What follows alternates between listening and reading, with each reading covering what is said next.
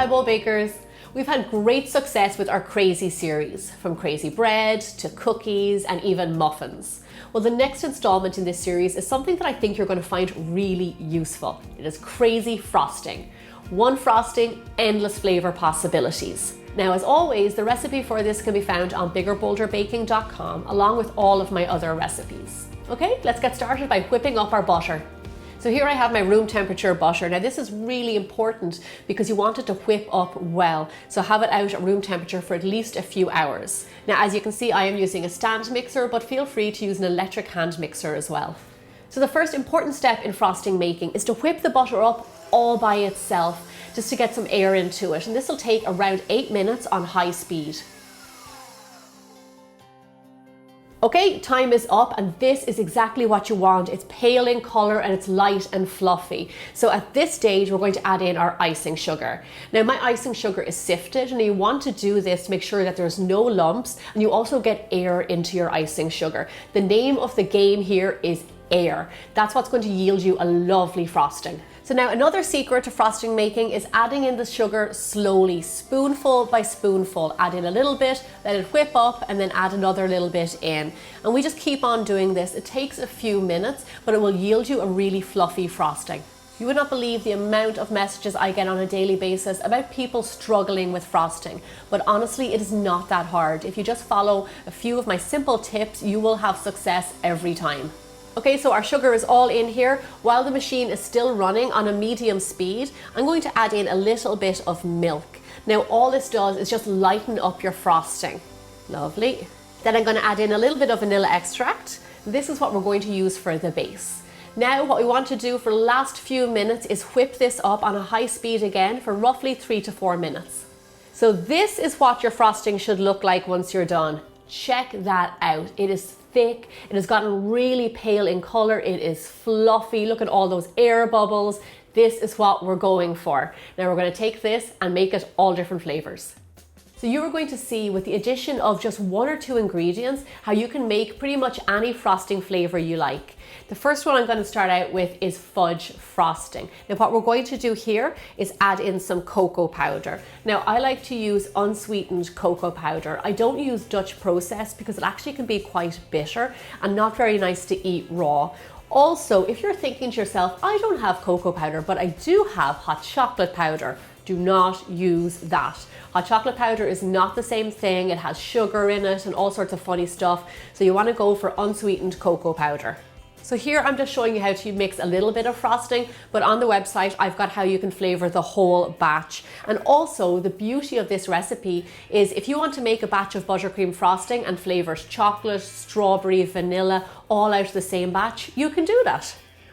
Okay, perfect. This is looking great. There's our chocolate. I'm going to set this aside, and the next flavor we're going to make is a strawberry frosting. So now I get a lot of requests for strawberry frosting because it goes really well with any type of vanilla cake, especially in the summer. So what I have here is a little bowl of strawberry puree, and I'm going to add that into my frosting. Now you only want to add in a little bit because if you add too much liquid, it can make your buttercream very soft, and also it might separate it. So you just want to add in a little bit. I like to use fresh strawberry puree because of the flavor, but if there's some sort of a strawberry extract out there, you could also use that. So now there's a method to my madness why I'm showing you how to make chocolate and strawberry frosting. Next week, it's Bigger Bolder Baking's 4th birthday, and I'm going to make this gorgeous 3-layer Neapolitan cake, and you're going to need these frostings for it. So store that in the back of your noggin and come back and watch that video. Okay, set that over to the side, and we're going to make our next frosting. So our next frosting that we're making is actually a peanut butter frosting. Now this goes so great with chocolate cakes. It just really balances them out. Chocolate and peanut butter go so well together. So here I have some smooth peanut butter, and then all we're going to do is mix it in. So next week I actually have 2 videos coming your way, and the second one is going to be a chocolate and peanut butter cake, and it is to die for. So you're not going to want to miss that, and you're going to need this frosting for it. Okay, this is looking good. I'm going to give it a taste. Oh yeah, salty and sweet, man. You can't beat it. The next frosting we're going to make is a lovely lemon. So this is really simple. All you need is a lemon, fresh one, and a zester. And then all you want to do is just grate the zest into your frosting, as much or as little as you want. I love this flavor because it reminds me of springtime and Easter. It's just like really fresh and light tasting. It's just so yummy. Okay, and then all you do is simply stir that in. So now I know lemon is usually a yellow color, so if you want, you can add in a little tiny bit of yellow food coloring just to give it a little bit of a tint of yellow and mix that in, but that's totally up to you. And remember, use good quality food dye or my homemade food dyes. Okay, lovely. That's another flavor. I like the variety that we're doing. We've got chocolate covered, fruit, then something fresh like lemon. I'm gonna set this aside and move on to our next one. The next one up is my personal favorite, coffee flavored frosting. So coffee granules are my secret weapon when it comes to flavoring any of my desserts coffee.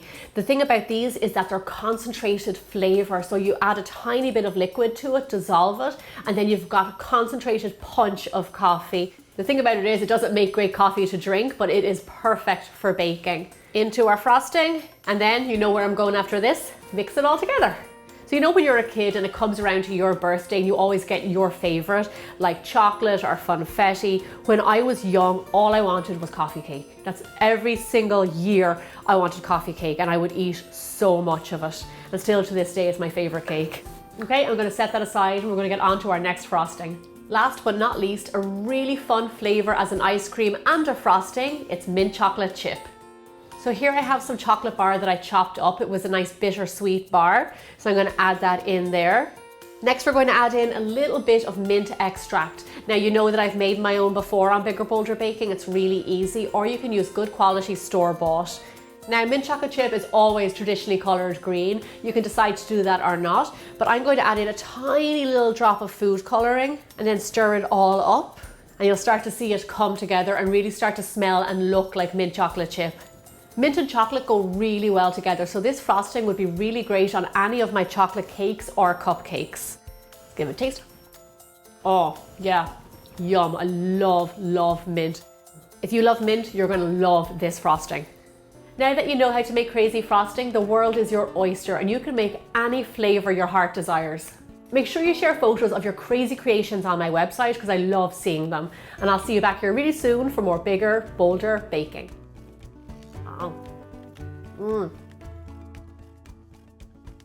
Bye.